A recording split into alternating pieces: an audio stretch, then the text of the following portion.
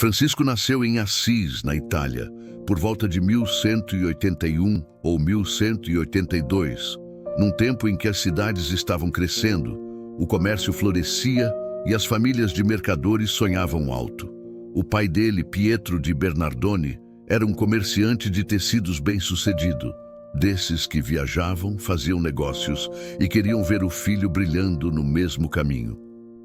A mãe, Pica, tinha uma fé simples e profunda, e muitos acreditam que foi ela quem plantou em silêncio as primeiras sementes do que Francisco se tornaria. Dizem que o pai viajou para a França e voltou encantado com a cultura de lá.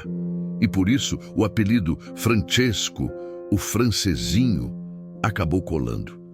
Aquele jovem, então, cresceu cercado de conforto, com roupa boa, comida farta, amigos por perto e uma energia intensa de quem acha que a vida é uma festa que nunca termina. E por um tempo foi mesmo assim. Francisco era conhecido por ser carismático, generoso, expansivo. Gostava de música, de encontros, de riso alto. Tinha a fama de gastar sem pensar, de bancar os amigos, de aparecer. Ele sonhava com glória. Não era uma maldade, era aquele sonho humano de ser alguém, de deixar um nome. Só que a vida, às vezes, pega a gente pelo ombro e muda a direção sem pedir licença. Assis vivia conflitos e guerras entre cidades e grupos, e Francisco, cheio de entusiasmo, foi para a guerra contra Perugia. Mas a experiência não trouxe o brilho da vitória. Trouxe prisão, humilhação, doença, cansaço e um tipo de silêncio interior que ele nunca tinha experimentado. Ao voltar para casa, passou um tempo debilitado, e o mundo que antes parecia tão colorido começou a perder o gosto. É como se Deus fosse tirando o barulho, devagar, para que ele ouvisse algo mais profundo. Francisco tentou retomar a vida antiga, tentou reacender o sonho de ser cavaleiro, de conquistar honra. Há histórias de que ele chegou a preparar armadura, cavalo, tudo pronto para outra aventura. Mas no caminho, algo dentro dele quebrou e ao mesmo tempo se abriu. Não foi um espetáculo, foi um chamado que vinha por dentro insistente, como uma luz que não se apaga. Ele voltou, e esse voltar foi mais do que voltar para Assis. Foi voltar para si mesmo, como se o coração dissesse, não é isso. A partir daí, Francisco começou a mudar de um jeito que os outros notavam, mas não entendiam. Ele se afastava das festas, procurava lugares silenciosos, ficava horas sozinho. E, ao mesmo tempo, um amor estranho nasceu nele. Uma compaixão que atravessava as barreiras da repulsa. Uma das cenas mais marcantes da vida de Francisco, e também uma das mais humanas, é a história do encontro com um leproso. Naquele tempo, leprosos eram evitados, temidos, afastados. O instinto de todo mundo era desviar o caminho, tapar o nariz, acelerar o passo. Francisco também tinha esse instinto. Ele não era um santo de pedra. Era um homem real, com nojo, medo, limites. Só que naquele dia, ele fez o contrário do que o corpo mandava. Ele se aproximou. E o gesto que parece pequeno por fora virou uma virada por dentro. Ele abraçou, beijou, ajudou. Mais tarde ele diria que aquilo que antes era amargo se tornou doçura. É uma curiosidade forte. A conversão de Francisco não acontece primeiro em ideias, mas em gestos. Ele muda por amar e ama para mudar. Outro episódio decisivo acontece numa igrejinha simples chamada São Damião. Francisco entra, reza diante do crucifixo e sente como se Cristo falasse ao coração dele. Repara a minha casa, que está em ruínas. Francisco leva isso ao pé da letra, do jeito mais direto e bonito possível. Ele começa a consertar a igreja com as próprias mãos. E aqui entra uma curiosidade. Para conseguir dinheiro e comprar material, ele pega tecidos da loja do pai e vende. Quando o pai descobre, fica furioso. Para Pietro, aquilo era loucura, vergonha, prejuízo. A discussão cresce tanto que chega às autoridades da cidade e ao bispo. E então acontece uma cena que atravessou os séculos. Diante do bispo e do povo, Francisco devolve ao pai tudo o que tinha, até as roupas, e diz que, em diante, só chamaria Deus de Pai. É uma cena forte, mas não é para humilhar o pai, é para libertar o filho. Francisco não está fazendo teatro. Ele está soltando as amarras de uma vida que não cabe mais nele. A partir desse momento, a vida de Francisco vira uma simplicidade radical. Ele passa a viver com pouco, a trabalhar com as mãos, a pedir esmolas, não como quem exige, mas como quem se coloca pequeno. E aos poucos, as pessoas começam a olhar para ele com outros olhos. Alguns riam, outros achavam bonito, alguns se irritavam. Mas havia algo ali que não era comum. Uma alegria diferente, uma paz que não dependia de conforto. Francisco não era triste. Ele não era um pregador de peso. Ele tinha um jeito leve, quase infantil às vezes, no sentido bom. A capacidade de se encantar com o essencial. E é aqui que começa a nascer o grupo que depois ficaria conhecido como os franciscanos. Um por um, jovens começam a se aproximar e dizer: eu quero viver assim também. Francisco não planejou um movimento. Ele só viveu e a vida dele chamou outros. Quando eles já eram alguns, Francisco pegou um trecho do Evangelho que falava de não levar ouro, nem bolsa extra, nem sandálias. E aquilo se tornou um estilo. Eles queriam viver sem acumular, para ficar livres, para depender de Deus, para servir os pobres. Há algo curioso no jeito que Francisco tratava as regras. Ele não queria uma vida complicada, cheia de burocracia. Ele queria uma regra simples: viver como Jesus viveu, amar como Jesus amou. Mesmo assim, ele precisou ir a Roma pedir aprovação para a fraternidade.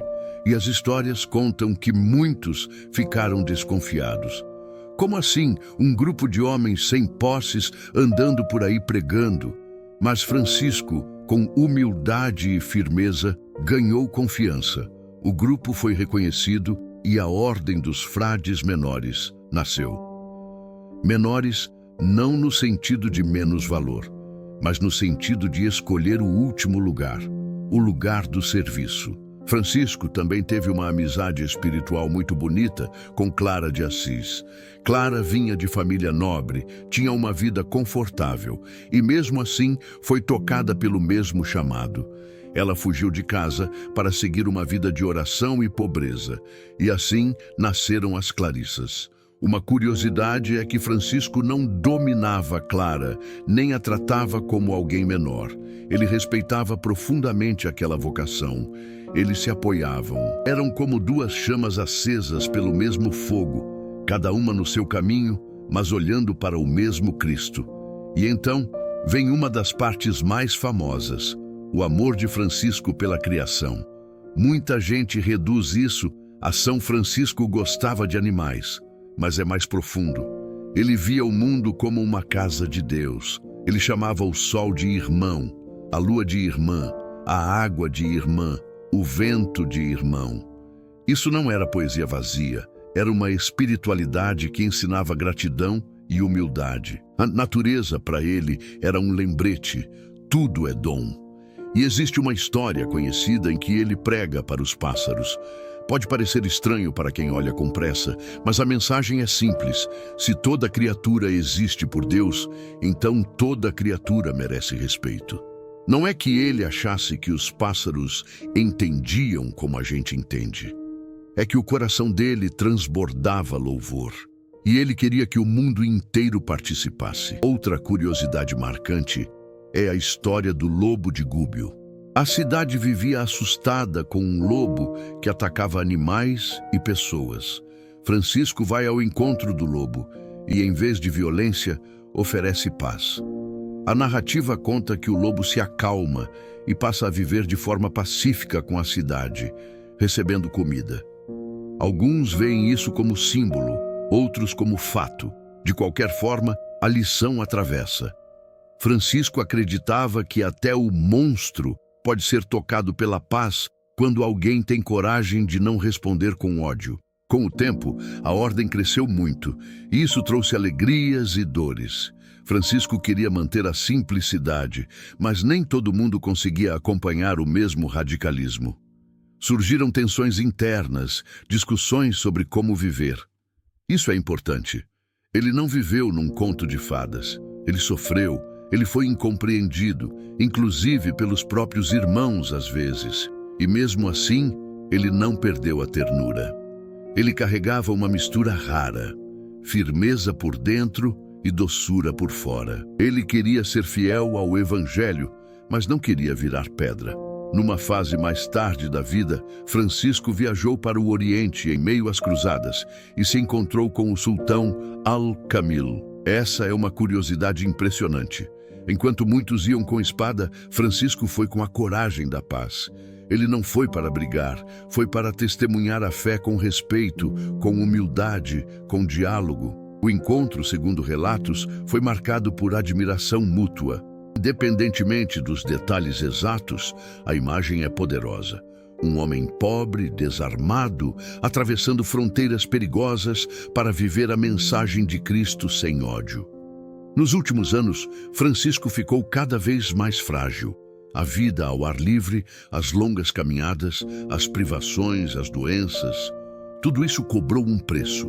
Ele teve problemas de visão, sentiu dores, ficou debilitado. E mesmo assim, sua oração não virou reclamação. Há um texto associado a ele, o Cântico das Criaturas, cheio de gratidão, inclusive por coisas difíceis. Imagine isso. Um homem doente, com dores, e ainda assim cantando a bondade de Deus na vida simples. Isso não é negar a dor. É escolher não deixar a dor comandar a alma. Também há tradições que falam dos estigmas, marcas da paixão de Cristo no corpo, recebidas num momento de profunda oração. Para muitos, isso é sinal de união intensa com Jesus. Para outros, um tema misterioso. O que não é mistério é que Francisco desejava tão sinceramente parecer com Cristo por dentro, que a vida dele foi ficando cada vez mais parecida com o amor de Cristo. Um amor que se entrega. No fim, Francisco quis voltar ao lugar mais simples possível. Pediu para estar em Porciúncula, uma capelinha pequena que ele amava. Ele não quis uma morte em palco. Ele quis uma despedida humilde, cercada pelos irmãos, com oração e paz. Morreu em 1200, pouco tempo depois, foi reconhecido como santo. Mas a verdade é que a santidade dele não está em ser perfeito, está em ter sido inteiro. Ele foi alguém que ouviu um chamado e respondeu com a vida toda. Ele foi alguém que trocou a pressa de ser grande pela beleza de ser pequeno. Ele foi alguém que, no meio de um mundo barulhento, encontrou alegria no essencial. E talvez a curiosidade mais bonita seja essa. Francisco não deixou como herança uma teoria complicada. Ele deixou um jeito de viver, um jeito de olhar para o pobre e não desviar o rosto, um jeito de olhar para a natureza e dizer obrigado, um jeito de olhar para si mesmo e escolher a humildade, um jeito de olhar para Jesus e confiar.